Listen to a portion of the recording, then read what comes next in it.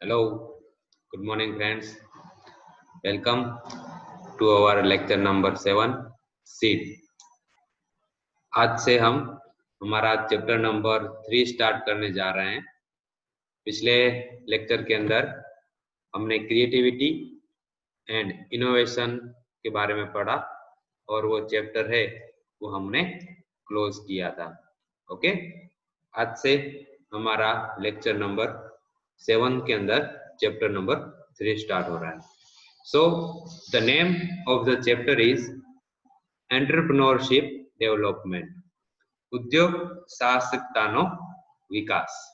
Okay, so what is entrepreneurship या उसको आप बोल सकते हैं entrepreneurship. So ઉદ્યોગ સાહસિકતા એ ફ્રેન્ચ ભાષાનું પદ છે. ये जो વર્ડ है वो फ्रेंच वर्ड है. ઉદ્યોગ સાહસિકતાના પદનો સૌપ્રથમ ઉપયોગ ફ્રેન્ચ અર્થશાસ્ત્રી જેબી સેય દ્વારા ઈસવીસન 1800 માં કરવામાં આવ્યો હતો. अब जो अपनी ये पूरी दुनिया है उसके अंदर जो पूरी पॉपुलेशन है उसको हम दो हिस्से में डिवाइड करेंगे. सो एक जो पॉपुलेशन है वो है एंटरप्रेन्योर एंड दूसरी जो पॉपुलेशन है वो है एम्प्लॉय. मतलब एक है उद्योग साहसिक અને બીજો છે પગારદાર કર્મચારી. સો સંચાલન નિષ્ણાંત પીટર ટ્રંકરના મત પ્રમાણે આ દુનિયાની અંદર 15% જેટલા उद्योग साहसिकों से અને 85% જેટલા કર્મચારીઓ છે. मतलब जो एम्प्लॉय है उनकी परसेंटेज है 85 एंड एंटरप्रेन्योर्स की परसेंटेज है वो 15%. तो अपन कह सकते हैं कि जैसे बड़े बड़े उद्योगपति हो गए, अंबानी है, अदानी है, टाटा है, वो सब लोग एंटरप्रेन्योर है और उनके अंडर जो काम करने वाले लोग हैं वो है एम्प्लॉय. तो कोई भी देश के अंदर अगर आपका एंटरप्रेन्योरशिप का परसेंटेज ज्यादा होगा तो उस देश की जो रोजगारी है या फिर आप रोजगारी मतलब एम्प्लॉइज है, नौकरी वो ज्यादा रहेगी. આમ કોઈ પણ રાષ્ટ્રના આર્થિક વિકાસ માટે ઉદ્યોગ સાહસિકતા એ પાયારૂપ પરિબળ બની રહે છે. अब हम देखेंगे डेफिनेशन ऑफ एंटरप्रेन्योरशिप. उद्योग साहसिकता એટલે સાહસ માટેની તત્પરતા, પહેલ વૃત્તિ અને हिम्मत. एंटरप्रेन्योरशिप जो है वो एक हिम्मत का काम है. आप कह सकते हो कि आपको कोई भी बिजनेस करना है तो उसके अंदर आपको कितना उत्साह है, वो उसको आपको कितना स्टेप अप करना है, पहल वृत्ति और करेज, हिम्मत चाहिए. आर्थिक साधनोનું न्यूनतम उत्पादकता અને ઉપજના ક્ષેત્રમાંથી મહત્તમ ઉત્પાદકતા અને ઉપજના ક્ષેત્રો તરફ પ્રયાણ એટલે ઉદ્યોગ સાહસિકતા. मतलब आपके पास बहुत ही कम रिसोर्सेज है, उसको यूज करके ज्यादा पैसे अर्न करना, उसको हम कहते हैं एंटरप्रेन्योरशिप. उद्योग साहसिकता એટલે જોખમ ઉઠાવવાની શક્તિ, વ્યવસ્થા સંભાળવાની ક્ષમતા અને એકમ વૈવિધ્યકરણ અને નવ પ્રવર્તનમાં લાવવાની મહેચ્છા. ઉદ્યોગ સાહસિકતા એ વ્યક્તિઓ અથવા વ્યક્તિઓ જૂથો દ્વારા સુગ્રથિત ક્રમિક નિર્ણયો મારફત ચલાવતી એક હેતુલક્ષી પ્રવૃત્તિ છે જેઓ આર્થિક વસ્તુ અને સેવાઓના વિતરણ માટે ઔદ્યોગિક સાહસની સ્થાપના કરે છે અને તેને નિભાવે છે અને તેની વ્યવસ્થા સંભાળે છે. इन शॉर्ट जो बड़े बड़े बिजनेसमैन हैं, जो बड़े बड़े इंडस्ट्रियलिस्ट है, वो सब एंटरप्रेन्योर है. जो दूसरे को नौकरी देते हैं इस चीज को बोलते हैं एंटरप्रेन्योरशिप. तो एंटरप्रेन्योरशिप आप सब लोग समझ गए होंगे ગુજરાતીમાં એનો મતલબ થાય છે ઉદ્યોગ સાહસિકતા. જેને ઉદ્યોગની અંદર સાહસ કર્યું હોય અને પૈસા કમાણા હોય એને ઉદ્યોગ સાહસિક કહેવામાં આવે છે. ओके, જેવી રીતે નિરમા वॉशिंग पाउडर के करसन पटेल का भी आप एग्जाम्पल ले सकते हो. अंबानी है, टाटा है, ओके, आदित्य बिरला ग्रुप है, वो सब एंटरप्रेन्योर है. अब एंटरप्रेन्योरशिप के कैरेक्टरिस्टिक क्या है? तो यहाँ पर ઉદ્યોગ સાહસિક વ્યાજબી જોખમ ઉઠાવીને ઔદ્યોગિક સાહસની સ્થાપના કરે છે. તે શ્રમ અને મૂડી જેવા આર્થિક સાધનોનું નિશ્ચિત વળતર ચૂકવવાની બાંયધરી આપીને જેમાંથી નિશ્ચિત વળતર નથી તેવા ઔદ્યોગિક સાહસને જોતરે છે. જો કે તેમાં અમર્યાદિત વળતરની संभावना રહેલી છે. तो इसका एक ये है कि इसके अंदर आपकी लिमिटेशन नहीं है आपको कितना मिलेगा, ये आप एक टाइप का रिस्क ले रहे हो. औद्योगिक साहसની સ્થાપના એકાકી વેપાર પ્રથા, ભાગીદારી પેઢી, કંપની, સહાયક મંડળી કે સરકારી નિગમ સ્વરૂપે થાય છે, જેમાં ઉદ્યોગ સાહસિક પાયારૂપ નાણાકીય સાધનો એટલે કે પ્રમોટર કોન્ટ્રીબ્યુશન લગાડે છે. આ સાધનોને ઇક્વિટી તરીકે ઓળખાય છે. पैसे लेकर कोई सामान लेना बिजनेस के लिए, तो वो जो सामान है उसको हम बोलते हैं इक्विटी. ठीक है, तो आप ये किसी के पार्टनरशिप में कर सकते हो, कोई सहकारी मंडली के साथ कर सकते हो, या सरकारी निगम के साथ मिलकर आप अपना ये बिजनेस स्टार्ट कर सकते हो. इनोवेशन ए उद्योग साहसिकतानी करोड़रज्जु છે. इनोवेशन द्वारा उद्योग साहसिक कोई नवी वस्तु, सेवा, नवो काचो माल, नवू बजार, नवी पद्धति के नवी व्यवस्थाનું સર્જન કરે છે. ઉદ્યોગ સાહસિકતાનો ઉદ્દેશ્ય उद्योग साहसवीरों आर्थिक कल्याण साधवानो છે. मतलब इसका मेन पर्पस क्या है? पैसे कमाना. दुनिया के अंदर जो भी आप देख रहे हो सबका मेन मोटो है पैसे अर्न करना. ठीक है, सो उद्योग साहसवीरे पूरा पाडेला पायारूप नाણાકીય साधनों पर आकर्षक वळतर सहित तेमा उत्तरोत्तर વધારો કરવાનો ઉદ્દેશ્ય રહેલો છે. इंसान के अंदर एक सोच रहती है कि उसका बिजनेस हमेशा बढ़ता जाए, कभी वो सेटिस्फाई नहीं होता है. तो उद्योग साहसिकता भी वही है. आपने जो बिजनेस एस्टेब्लिश किया है उसके अंदर आपको और भी ज्यादा वळतर मिले, और भी ज्यादा आपकी प्रगति हो, ये उनका मेन उद्देश्य रहता है. आर्थिक साधनों कार्यथी અને લાભદાયી સંકલન દ્વારા જ આ શક્ય બને છે. अगर आपके पास पैसे होंगे तभी ये शक्य होगा. मतलब किसी से लोन लेकर आपको बिजनेस करना पड़ेगा, मतलब पैसे इंपॉर्टेंट है. ओके, अब एंटरप्रेन्योरशिप के साथ साथ 5 अलग अलग डेफिनेशन है. तो उन सब के अंदर क्या डिफरेंस है वो हम पढ़ेंगे. ओके, तो फर्स्ट है एंटरप्रेन्योरशिप एंड इंट्राप्रेन्योरशिप. ये दो वर्ड्स में एंटरप्रेन्योरशिप कहाँ पे स्टैंड करता है और इंट्राप्रेन्योरशिप किसको बोलते हैं वो हम पढ़ेंगे. एंटरप्रेन्योरशिप तो आपने पढ़ लिया, तो इंट्राप्रेन्योरशिप का क्या मतलब है? तो पगारदार अधिकारी जो है वो बिजनेस के संचालन के अंदर खुद ही मालिक हो, उस तरीके का व्यवहार करे और उस तरीके से काम करे, उस इंसान को बोला जाएगा इंट्राप्रेन्योरशिप.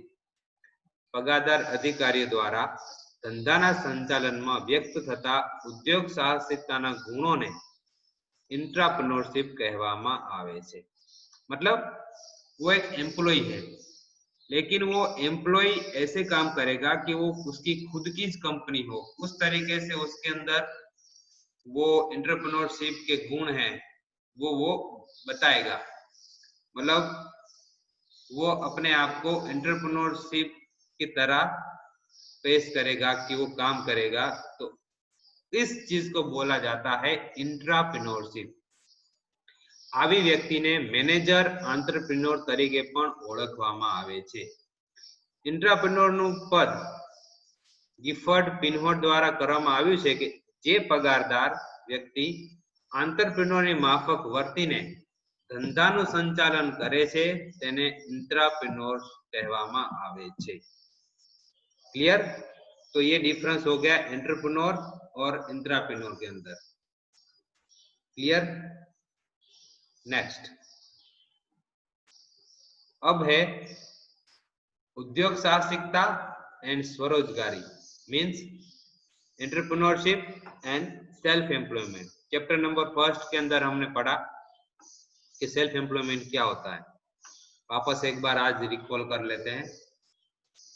जो एंटरप्रेन्योरशिप है वो एक अलग ही कैटेगरी है सेल्फ एम्प्लॉयमेंट से, तो उसको हम अलग अलग डिफाइन कर सकते हैं. उद्योग साहसिकता स्वरोजगार थी कंईक विशेष छे. स्वरोजगाરમાં વ્યક્તિ આવકના ઉપાર્જન માટે પગારદાર કર્મચારી તરીકે અન્ય પર આધાર રાખવાને બદલે कोई नानी मोटी आर्थिक प्रवृत्ति में प्रवृत्त रहे छे. मतलब वो नौकरी नहीं करता है सेल्फ एम्प्लॉय, वो खुद का बिजनेस करता है लेकिन छोटे स्केल पे. वो सिर्फ उसके लिए ही सीमित रहता है, वो किसी और के ऊपर डिपेंड रहता नहीं है. नेक्स्ट कुटीर उद्योग गृह उद्योग જેવી પ્રવૃત્તિઓ દ્વારા સ્વરોજગારી ઊભી કરવામાં આવે છે. સ્વરોજગારીમાં પ્રવૃત્તિનું કદ નાનું હોય છે, મૂડી રોકાણ નજીવું હોય છે અને જોખમ તત્વ નહીવત હોય છે. सेल्फ एम्प्लॉयमेंट के अंदर आपको ज्यादा पैसे इन्वेस्ट नहीं करने पड़ते, तो वहां पे रिस्क भी बहुत कम होता है. लेकिन एंटरप्रेन्योरशिप के अंदर रिस्क ज्यादा होता है. स्वरोजगाરની સરખામણીમાં ઉદ્યોગ સાહસિક પ્રવૃત્તિનું કદ વિશાળ વૈવિધ્યપૂર્ણ માલુમ પડે છે. एंटरप्रेन्योरशिप के अंदर जोखम तत्व ऊंचू रहे छे, संशोधन અને નવીનીકરણ માટે પૂરતો અવકાશ રહે છે, વળી તે દ્વારા રોજગારીના તકોનું સર્જન થાય છે. मतलब एंटरप्रेन्योर है वो किसी को नौकरी पे रख के उसको रोजगारी दे सकता है, लेकिन सेल्फ एम्प्लॉय कोई व्यक्ति है वो किसी और को नौकरी पे रख सकता नहीं है, क्योंकि उसका बिजनेस ही बहुत छोटा होता है कि वो सिर्फ खुद के लिए ही करता है, कि वो खुद के ऊपर ही डिपेंड है और पैसे कमाए. समझ में आ गया? तो ये हो गया सेल्फ एम्प्लॉयमेंट और एंटरप्रेन्योरशिप के बीच का डिफरेंस. अब कैपिटलिस्ट किसको कहते हैं? मूड़ीपति. तो जिसके पास ज्यादा पैसे हो उसको मूड़ीपति कहते हैं. नाणकीय साधनों पर अंकुश धरावता व्यक्ति ने मूड़ीपति मतलब कैपिटलिस्ट कहते हैं. लेकिन कोई भी कैपिटलिस्ट जब बिजनेस के अंदर इन्वेस्ट करता है तो वो बन जाता है एंटरप्रेन्योर. समझ में आया? मेरे पास बहुत सारे पैसे हैं लेकिन वो बैंक में पड़े, मैं कहीं पे यूज नहीं कर रहा हूँ, तो कहलाएगा कैपिटलिस्ट. लेकिन उसी पैसे से मैंने एक बड़ी इंडस्ट्री एस्टैब्लिश की तो मैं कहलाऊंगा एंटरप्रेन्योर. क्लियर? મૂડીપતિ જ્યારે નાણાકીય સાધનોમાંથી પ્રાપ્ત બનતા નિશ્ચિત વળતરની સંતુષ્ટ થવાને બદલે અમર્યાદિત છતાં અનિશ્ચિત વળતરવાળા ધંધાકીય સાહસમાં ઝંપલાવે છે તો તે ઉદ્યોગ સાહસિક બને છે. આમ મૂડીપતિ કરતા ઉદ્યોગ સાહસિકતાની ભૂમિકા વિશાળ અને પડકારયુક્ત છે. બધા જ મૂડીપતિ ઉદ્યોગ સાહસિક હોતા નથી. सब कैपिटलिस्ट एंटरप्रेन्योर होते नहीं है. જે મૂડીપતિ ધંધાકીય પ્રવૃત્તિમાં ઝંપલાવવાનું સાહસ ખેડે છે તેઓ જ ઉદ્યોગ સાહસિક કહેવાય છે. जैसे मैंने आगे बात करी. અહીં એ પણ નોંધવું જરૂરી છે કે ઉદ્યોગ સાહસિક કે મૂડીપતિ હોવું જરૂરી નથી. एक चीज बहुत इंपॉर्टेंट है कि एंटरप्रेन्योर जो होता है वो कैपिटलिस्ट हो ऐसा जरूरी नहीं है, क्योंकि एंटरप्रेन्योर तो कोई भी बन सकता है. उसके लिए बहुत सारे पैसे खुद के पास होना कंपलसरी नहीं है. आप किसी और से भी पैसे लेकर अपना बिजनेस या एंटरप्रेन्योर चला सकते हो. तो ये डिफरेंस हो गया कैपिटलिस्ट और एंटरप्रेन्योर के बीच में. अब आता है difference between entrepreneur and manager. Manager किसको कहेंगे? तो संचालक के पगारदार वहीवटी अधिकारी छे। संचालक मतलब मैनेजर वो सैलरी लेता है, वो सैलराइज्ड पर्सन है। જ્યારે ઉદ્યોગ સાહસિકની ભૂમિકા સંચાલકથી કંઈક વિશેષ છે। તો એન્ટરપ્રેન્યોર वो मैनेजर से अलग ही है। एंटरप्रेन्योर पैसे नहीं लेता है, रोजगारी मतलब सैलरी नहीं है उसकी, मैनेजर की सैलरी होती है। तो उद्योग साहसिक संचालन कौशल धरावती व्यक्तिओने निश्चित पगाરની બાંયધરી આપીને તેઓને ધંધાકીય પ્રવૃત્તિમાં લગાડે છે અને તે સ્વયં મળતરની અનિશ્ચિતતાનું જોખમ વાવરી લે છે। एंटरप्रेन्योर है वो मैनेजर को हायर करता है अपना बिजनेस चलाने के लिए, क्लियर। और मैनेजर है वो एंटरप्रेन्योर से सैलरी लेकर उनका काम करता है। तो ये दो डिफरेंस मेन है। सैलरी मैनेजर लेगा लेकिन वो प्रॉफिट होगा वो कौन लेगा? एंटरप्रेन्योर। क्योंकि रिस्क कौन उठा रहा है? एंटरप्रेन्योर रिस्क उठा रहा है, जो भी आएगा परिणाम उसका। तो मैनेजर और एंटरप्रेन्योरशिप दो अलग अलग चीजें हैं। Okay, now last point, technocrat किसको बोलेंगे? टेक्नोक्रेट का मतलब है कोई भी टेक्निकल फील्ड के अंदर उसकी स्किल होना, क्लियर। तो कोई भी व्यक्ति की टेक्निकल स्किल है, वो माहिर है, उसको टेक्नोक्रेट बोलते हैं। तो टेक्नोक्रेट एक कोई क्षेत्रનું ટેકનિકલ કૌશલ્ય ધરાવતી વ્યક્તિ છે। આ પ્રકારનું ટેકનિકલ કૌશલ્ય औपचारिक अभ्यास अथवा तालीम द्वारा अथवा कोटा सूची हस्तगत करी शकाय छे। ये किसी से भी आप ये नॉलेज ले सकते हो टेक्नोक्रेट का। आम छता सफल औद्योगिक साहसिक बनवा माटे मात्र टेक्निकल कौशल्य पर्याप्त नहीं। तो किसी के पास बहुत सारा नॉलेज है, टेक्निकल नॉलेज है, वो एंटरप्रेन्योर बने वैसा कंपलसरी नहीं है। उद्योग साहसिक ए टेक्नोक्रेट थी कहीं विशेष है। तो यहाँ पे भी एंटरप्रेन्योर है वो टेक्नोक्रेट से एक अलग ही चीज है। औद्योग साहसिक टेक्निकल कौशल धरावती व्यक्ति ने निश्चित पगाરની બાંયધરી આપીને स्वयं अनिश्चित મળતરવાળી ધંધાકીય પ્રવૃત્તિમાં સંપલાવે છે। जैसे कोई कंपनी आप ले लो, टाटा कंपनी है, उसके अंदर कार बनती है, ठीक है।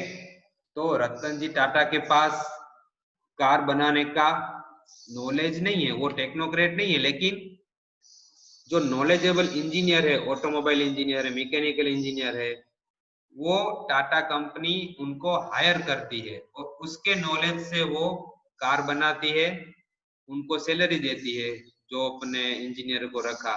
तो इंजीनियर है वो टेक्नोक्रेट कहलाते हैं, लेकिन टाटा है वो एंटरप्रेन्योर है, तो वो मालिक है।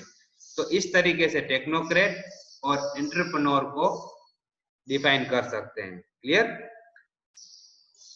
अब होमवर्क, तो आपको ये 3 क्वेश्चन आपकी नोटबुक के अंदर लिखने हैं और गूगल क्लासरूम के अंदर सबमिट करवाने हैं। फर्स्ट, एंटरप्रेन्योरशिप की डेफिनेशन लिखनी है। दूसरा, उसका कैरेक्टरिस्टिक लिखना है। और तीसरा, एंटरप्रेन्योरशिप एंड इंट्राप्रेन्योरशिप के बीच के अंदर क्या डिफरेंस है वो आपको लिखना है। ओके, अगर आपको ये लेक्चर समझ में आ गया हो तो प्लीज लाइक कर देना। Thank you.